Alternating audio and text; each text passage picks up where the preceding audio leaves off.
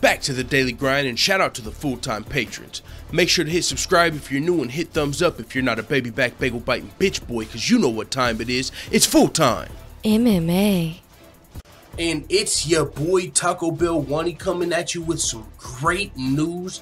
Holy flying flipping flapjacks, Mike Perry versus Yancy Medeiros. A summer slugfest has been added to UFC 226 in Las Vegas. This is going to be a great fight. Yancy Medeiros is coming off of he just lost via KO to Donald Cowboy Cerrone, but he was coming off of a fight of the year contender versus Alex Cowboy Oliveira. Now, that's Yancy Medeiros has 11 fights in the UFC. He's experienced and all. That's another topic, though. A lot of people are gonna say, you know, maybe this is too soon for Yancy Medeiros to be fighting in another potential slugfest. But Yancy Medeiros also could have the skills to stifle off the knockout artist Mike Perry, who some people feel like has been exposed, although I don't think that's the case. Mike Perry is still a fan favorite. He's still coming in there. We know what he's trying to do. He is trying to knock guys out. That's a fact.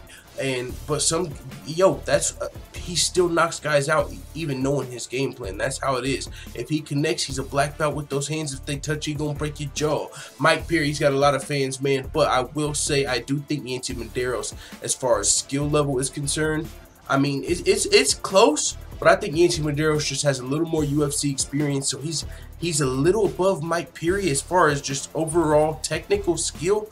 But as far as this fight is concerned, there's a lot of politics that play into it. Yancy Medeiros is coming off of 2 wars.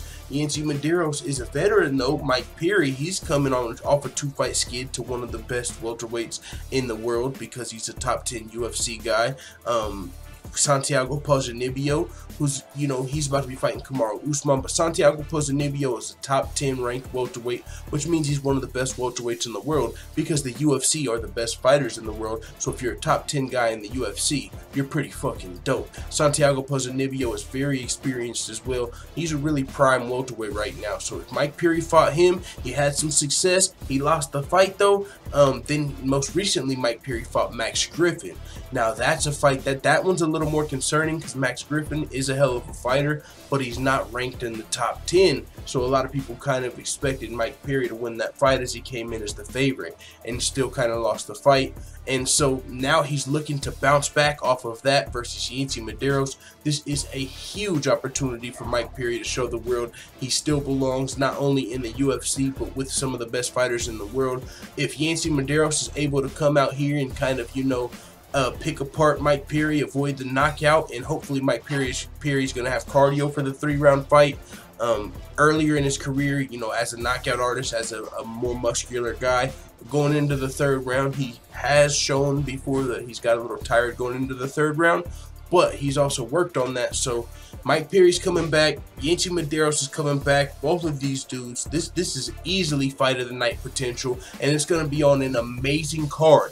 UFC 226 Miocic vs. Cormier in Las Vegas. You know the UFC stacking that joint. Light heavyweight champion versus the heavyweight champion, champion versus champion, super fight. That's the main event, the Ultimate Fighter finale. This is an amazing fight already added to that card. Woo-hoo-hoo. Great time to be an MMA fan. Let the full-time family know what you think about Mike Perry versus Yancy Medeiros at UFC 226 in the comments. I'm out. And as always, thanks for watching this video. If you enjoyed this video, make sure you hit the subscribe button and also hit the notification bell right next to it so you're notified every time I upload a video. I'm out. This is #1 bullshit.